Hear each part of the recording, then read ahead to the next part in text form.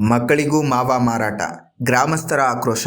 ಕಾಗವಾಡ ತಾಲೂಕಿನ ಶಿರಗುಪ್ಪಿ ಗ್ರಾಮದಲ್ಲಿ ಚಿಕ್ಕ ಮಕ್ಕಳು, ಕಾಲೇಜು ವಿದ್ಯಾರ್ಥಿಗಳು ಹಾಗೂ ಯುವಕರಿಗೆ ನಶೆ ಪದಾರ್ಥ ಹೊಂದಿರುವ ಮಾವ ಮಾರಾಟ ಮಾಡಲಾಗುತ್ತಿದೆ ಎಂಬ ಗಂಭೀರ ಆರೋಪ ಕೇಳಿಬಂದಿದೆ.